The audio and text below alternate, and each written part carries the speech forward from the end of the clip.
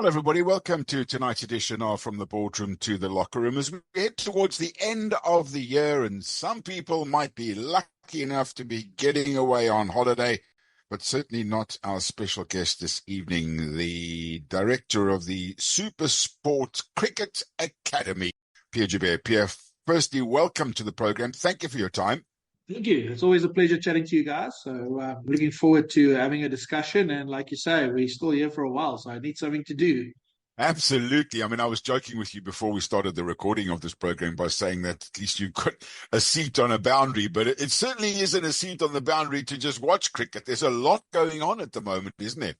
Well, look, we've got some games coming up, some internationals against Pakistan at T20 on the 13th, which is next week, Friday. Let me tell you, you talk about sitting on the boundary. I would see probably about 15% of the match, just running around, sorting some stuff out, ticket problems and all those type of things. And then we've got the Boxing Day test match, which is, I suppose, similar to the New Year's test match at Cape Town, a bit of an institution. And we've got Pakistan to visit us for that as well. So a lot of planning is happening, a lot of meetings, and we have our hands full at the moment. So, yeah, Pierre, so as you mentioned already, of course, the holiday season for you is work, man, as it is for most people working in that wonderful franchise of yours. You mentioned Pakistan are on their way, so lots of work to be done. And then, of course, before you even have a blink of the eye, the Betway T20 starts coming your way. Yeah, it's a bit easier with the SA20 because there's a different team coming in from the Pretoria Capitals. There's a whole team coming in from India. So on that particular month or month and a half, we kind of take a background seat just to make sure that our sweet owners are okay. But most of the operations get run by them, even though it's our stadium. We are just here for backup if something really goes wrong, considering they only come in for 2 months a year. So it is a bit easier for January, but yeah, and then from there on, the season still goes all the way till April. So lots to happen. I mean, let's just remind everybody, you're also the commercial manager at the Titans cricket franchise. So there is a lot of work to be done. But let's just go back to the academy. It's just come and gone, almost like a blink of the eye. It just feels like yesterday we were talking about it. How successful was it? We feel it was very successful. It ticked quite a lot of boxes for us. We had some challenges, like you would have in a startup business, I suppose, for the first year you do the academy. We've had very good feedback from the players and also everyone that's participated in from sponsors and stuff like that. So for us, it's been a huge success. The big challenge for us is the particular time of the year. That was a challenge, but with all the feedback we received, I'm sure the product for next year will be much better. But the most important is that big feedback that came back from the players, that the access that they had to some of the coaches were phenomenal. I remember Philippus Leroux, the guy from Ireland, saying to me, he asked the same question to 6 different coaches and got 6 different answers from a perspective point of view. So I just said to him, well, you've got to take out what works for you and then work on that. So that was a major plus point for us. So the academy went very, very well. Let's just remind everybody who might not have heard our conversation when we launched it with you, exactly what the academy was intending or attempted to achieve with these players. So what we want to do is to have a non-traditional type academy, to have players get access to international coaches. If I say international team coaches like Pierre helped us, the coach from Namibia. He did a session with us, and the feedback from the players was that he was exceptionally good. Ryan Marin, who was involved at Afghanistan, he helped with some fielding sessions. And then we have access to some international players who help with, striking of ball striking and what your mindset is in T20 cricket and all these type of things. So Chris Morris helped us. Maurice Arenstam from a leg spin point of view helped us. So there was a lot of these type of guys that came in, and we wanted players to have access to the knowledge that these players and now turn into coaches have built up over the years. Not just come in, have nets and do things for the sake of it. That was for us a very big thing, and it worked. So then apart from that, we also did some learning courses. So time management, there was financial management, which UPSA, there were some courses from Henley Business School, just to speak to the kids and to the players from off-field activities as well. So all of these things, we tick the boxes. We're just hoping that from our learnings now that we can make it just so much better going on to next year. Did you have the 15 players that we spoke about coming through this time? Yeah, so I think we need to focus a little bit more on international. We don't want to neglect the local, but that time of the year, there's a lot to do with exams. So what would happen? Not often did we have all 15 together, considering some of them are still at school. And I use the Marcus Bakker example, who's still at Waterkloof High School and good player, and the Capitals wanted him to be part of our academy. So he joined when he could and had access to the coaches, obviously, at a later stage. But we want to almost focus more on international cricketers for next year because purely of the fact that they come to an end of their summer. So if they want to come and upskill themselves, they can come this way. And I guess also, I mean, let's be honest, it's not cheap to put something like this on, and it's not cheap to enroll in something like this. So with your strength of your pound or dollar, it must make it relatively, no, I wouldn't say easy, but make it easier for an overseas player to come here than it is for a local player to afford it. Yeah, you make a very good point, and hence the fact that we've decided to have a local rate and international rate. We feel a bit like game farms now. You go to a game farm, you've got an African rate and you've got an international rate. So we try and accommodate, some of the locals, but I got to agree with you. The pound and the dollar is so strong that for them to hop across is for free. It does take a bit of money, and we then rely on sponsors like Rashida Plastics and Laka Biltong and these type of guys that came on board as the main sponsor. So they make a lot of things possible. They make the tours possible to Cape Town. They make the tours possible to Durban. They create opportunities for kids to see the country. So all those type of things play a role. So we've got to thank them as well. But it is not a cheap exercise at all. Tell us about those tours, because, I mean, it wasn't just playing cricket. I mean, some of the venues, Western Province, Borderland and KwaZulu-Natal, wonderful hot spots in our beautiful country. Yeah, look, we've got a beautiful country, and that's one of the things that we wanted to showcase. Durban, true to itself, we went to the Midlands, and she decided to give us some rain. So that's probably the only thing that rained off. But Cape Town was beautiful. We played at Paul Roos School, which, you don't get more picturesque than that, the mountains in Stellenbosch. So we'll try and do different fields and different opposition next year. Like I say, we've learned a hell of a lot for how long to go, what not to do, what to do. So it will be a bit more streamlined, but we made a lot of friends going down to these venues. So, and they were very happy. People who just want to play cricket and just want to, compete and just want to welcome people into their environment and show you what they're about. And even for them, we've got to give a lot of thanks. Andrew Stradom at the Dolphins and Dion Boertes at Paul Roos and even the guys at Boland. They welcomed us into their area and made us feel very welcome. So it was a big, I could say, plus for the players just to experience traveling as a professional outfit. You've been around the game for a long time. You've played it at the highest level. You've been involved in the commercial side of the game, in the admin side of the game. When you look back at the group that you had, how does it make you feel with regards to the future of cricket? And are these youngsters coming through, and are they still wanting to play the game and not being lured away by rugby and golf and tennis and football? Now, the guys that we've had are very much through and through cricketers. That's what they want to do. I remember the very first time I met all of them in the change room, I said, I would like you to take two things from these 3 months. Number one is make as many friends as you can, because that is probably the most valuable asset that you'll take from this thing. And the second thing is learn as much as you can in a short space and then kind of back each other on the field. And a lot of these guys just wanted to play cricket. They just wanted to be involved in cricket. I mean, some of them worked during our match days. And he kept coming to me and said, what can we do now? What can we learn now? So they were very much like sponges when it came to information. So for me, I think your top cricket players and some of these top cricket players will still come through the system without a shadow of a doubt. We see specialization from a very early age, which I don't necessarily agree with, but once a guy sets his heart to it, anything can be achievable. So I am very positive about the future. I just think it's about creating opportunities for these cricketers and creating the right opportunities, because that's the difference. Not just playing people for the sake of it, making sure that you're actually upskilling and helping young cricketers to become the better version of themselves. You used the word age there, and you've led me into the question that I've been urging to ask you, what are your thoughts of this 13-year-old who will be a 14-year-old kid who's just been snapped up in the IPL? I mean, I just think to myself, at 13 or 14, and one of these quickies at 145 kilometers an hour comes in to bowl at them. I mean, never mind.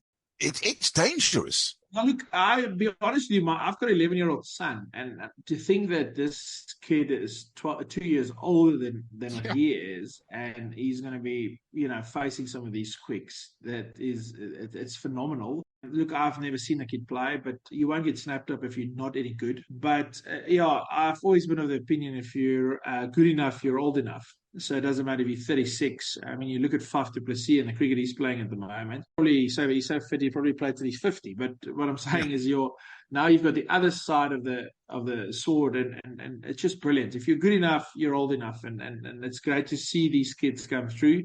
But you're just wondering what you were doing at the age of 13. I can't even remember thinking that you would play in a big tournament like that. So it's phenomenal, and it is. Let's see how he goes. Yeah, I can just imagine what the poor kid must feel like when he walks out in Mumbai or at Eden Gardens and there are 100,000 people screaming his name, or maybe not, screaming somebody else's name. You have to be a real special character for somebody to snap you up like that. But I guess the IPL franchises are almost similar to the Barcelonas, Real Madrids, Liverpools, and Manchester Uniteds of the world, where they look for these 10, 11, 12-year-olds and buy them for the future so that when they do get to 18 or 19, they're not paying them millions of dollars like they've paid for Rishabh Pant to come and play for them. 100%. I think it's the world's become so small, and you're getting recognized, at a much younger age with all the videos. I mean, mom and dads make videos, and saw guys get snapped up just because someone put videos on social media and he hit one good six or something like that. So it's so small, and you can get recognized so quickly. But it shows you how quickly it can happen. So often we get players coming to us and say, when am I going to get an opportunity? When is someone going to see me? And I keep saying to them, guys, if you are playing, you are in the shop window all the time. So you just never know how quickly something like that can happen. I mean, here's a 13-year-old kid. He's still at school. I mean, he would have never thought that he'll play in an IPL. And look at him go now. So, anything can happen. The world's your oyster if you're a good cricketer now, especially if you can bowl fast or you're a mystery spinner. Then, you're there for the taking and to make a lot of money and play a bit of cricket. One thing that has come out of the last couple of months since last we spoke is the promotion of Mandla Mashimbyi up to the Protea ladies setup. He was involved, wasn't he, in your academy? Was the head coach at the Mensa Multiply Titans. Look, I know Mandels, we played together, so he's a good friend of mine. And I actually rang him because he didn't tell me. So we saw each other in the corridor, and then got into my office, and I got a text message from Jock that he's gone to the ladies. And I was like, so I rang him, and I obviously used some choice words to say, why don't you just tell me when I was seeing you, But I'm extremely happy for him. He's just a good human being. He's just one of those guys that attract the positiveness. So I'm very happy for him. I'm sad to see him go from a Titans point of view, but I think he'll make a difference there.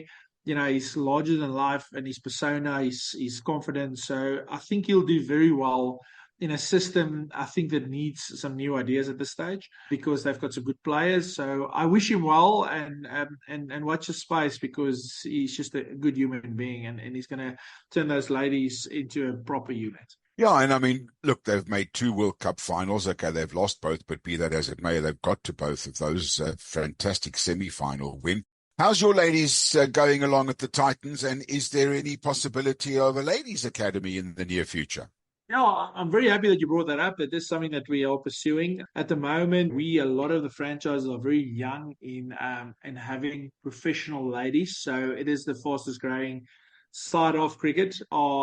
We've got Fidelity that's involved with our ladies, and also Renault. So, as far as sponsorships are concerned. So, very young. We've got some good players. We don't often see them, the Bosches, the Wolfarts and those. But it's a young unit. It's also a new coach that we've got. And like I say, Gordon is doing a good job. He's very new, so they've got to get used to him. So I would say they're motoring along. We've introduced a lot of professionalism to them. There's some targets as far as fitness and all these things, which is stuff that they weren't used to. And it's getting used to that they've got to start growing from now. But it is an area that we are very fond to support, because we see it as a big not just upliftment of the game, but also a commercial entity that's going to develop a bit later. So it is a big part of our jobs now. Yeah, but I mean, I don't have the stats in front of me, but just by watching and seeing the balance of male and females in the crowds, not just at SuperSport Park, but everywhere around the country now for big games, it's almost like 50-50. And sometimes you almost feel as though there are more young girls there than there are guys. Well, I'll tell you an absolutely heartbreaking story. I think women has overtaken men at SuperSport Park. And the reason why I said that, we had to change 2 of the toilets into ladies' toilets. There you go. So stats will prove that. But yeah, we had a lady that rang me and said that she's got 3 young girls and they're coming to the cricket for the first time.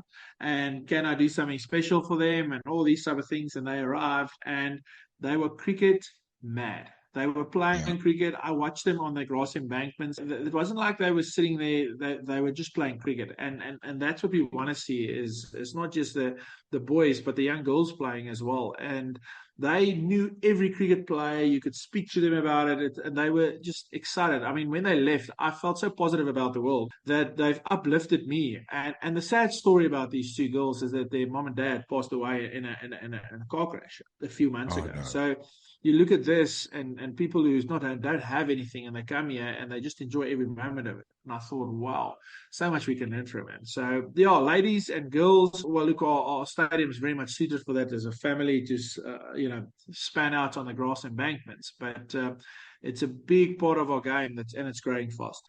Yeah, I mean, I know I said this to you before, and I say this in every interview. I've got Newlands running through my veins, and it's the ground that I grew up on and all the rest of it. But I have to admit that grass embankment and that family vibe that you have at SuperSport Park is very, very special. And long may it continue. I mean, I know stadiums need seats and they need bums in seats and all the rest of it. But I guess as commercial manager, you have to balance out your facilities versus your participation in terms of customers. It's interesting. We did an April Fool's joke, must be about 10 years ago now, if not longer, and said that we're going to enclose the pavilion and we're going to take away the grass embankments. We got literally hate mail from people saying, why are you doing that? So it is extremely popular. I don't think that's something that will ever change at SuperSport Park. It's such a vibey place. You talk about capacity, unless you're in the Premier League for football or something like that, where you really need a lot of bumps on seats. I can tell you that we'll be full probably 2 or 3 times a year where we are back to the rafters. Now, to build a stadium bigger just for 2 or 3 days a year, that doesn't make sense. The nice thing about SuperSport Park, you can have 3,500, 4,000 people in, and there's a lack of vibe. And that then, helps for everything as far as not just the cricket is concerned. It helps with all the secondary spend and all those type of things. So SuperSport Park, the grass embankments will stay as long as I would think as possible. But it is just it's a nice environment to come and sit and watch. Well, you can't do an April Fool's Day joke next year because people have been listening to you now. So if you do see that SuperSport Park is going to go all concrete, it's an April Fool's Day joke. So sorry that I've just burst your bubble on that one, Pierre. When we look at I don't think we're going to do that again. You never know. The structure of the game, obviously, the big franchises are doing well. They've got the Betway T20. I guess when you look at cricket as a whole in South Africa, whether it be from the academy level, whether it be from the female level, we need to also make sure that our smaller unions stay strong or get stronger. Otherwise, we are not going to have those feeder systems into the bigger unions. I think our small unions play a big part. I don't necessarily know if they should be playing a big part in the professional side of it. I think the most stable and the most dynamic part of the whole system is actually our schools. The way schools are producing players, and I'm not talking about just your traditional schools, I'm talking about every school. I mean, we went through an exercise to see where a lot of the fast bowlers are coming from, and they're coming from Palaborwa and Vereniging and all these types of, so it's not necessarily traditional schools, but our school system is so strong. I mean, I went on an opsco to Dinakeng and by accident we stayed at this place where there was a north-south cricket tournament, and I was sitting here having breakfast and some of the ex-cricketers who are now the coaches at the schools came and visited me, and I said to Jock, you know that there's almost 1,000 first class, I'm not even talking about one-day cricket, first class caps coaching these boys out of these 12 or 16 teams that are here. Now, you got to take your hat off to the schools, because the way they produce and push out proper cricket players, that's probably the best part of our system. And there was not just traditional schools, there was some proper schools there. So that's good to see, and that gives you a lot of confidence for the future. I'm glad you brought me back to your academy by bringing up schools, because part of the emphasis and the importance of the cricket academy was not just cricket, but also education. It's a big thing for us. I think someone who's at ease with his finances, someone who's at ease with his time management, someone who's at ease with, let's just say, the real world out there, becomes a good cricketer. It was important for us to give them some form of education, as far as whether it's an umpiring course or a coaching course, or something about finances, just something, because if just one thing sticks in their heads, then it will be easier, for him to grow later as a cricket player. If you've got a focus that's more wider than just cricket, then you suddenly get a much better cricket player. So the education part of it was very, very important. The minimum amount that we adhered to was 90 hours. So the guys didn't always appreciate it, because at times they have to sit in a classroom and listen to people present, and people who sometimes the presenters, are people who like talking. So then that also becomes long, and the session goes longer than it's supposed to go. But the education part was extremely important for us, just to make sure that there's holistic cricketers, moving out of the academy. So how does it work now? The guys that were involved this year, are they allowed to come back next year? Are you expecting any of them back? Applications for next year open? We'll start now, which is beginning of January, to try and send out, overseas and applications and those type of things, forms. What we want to do is identify some of the cricketers from this year to come back next year. So what we were trying to do is almost like create an all boys fraternity. So if we are going on tour and we've got 2 injuries, is instead of just sourcing someone out of the system, is to literally go to the old boys, say, okay, would you like to come and join us on tour? So, and also not just with that, there's also some of them would like to come back and maybe do one more session with, let's say, Paul Harris. Then we're happy to accommodate that. So we don't just want to give them all this information and then let them loose in the Wild West. We want them, if they want to return and do something, we want to find some way of getting them involved. The Wild West you're talking about is not Pretoria, eh? Well, I suppose a little bit of both. Yeah, it's lovely chatting to you. Thank you so much for your time. We wish you all the best, and I'm sure we'll catch up with you before the new intake of kids comes into the SuperSport Academy, and all the best for what I'm guaranteeing as best I can is going to be an absolutely magnificent summer of cricket, not just at your beautiful stadium, but around the rest of the country as well. Awesome. Thanks for having me, and have a good time. That's tonight's edition of From the Boardroom to the Locker Room, the SuperSport Park International Cricket Academy and Commercial Manager of the Titans, Pierre Joubert, our special guest this evening. Don't forget to join us tomorrow evening, when we will be looking forward to the weekend of sporting activities. Until then, be nice to each other, and bye for now.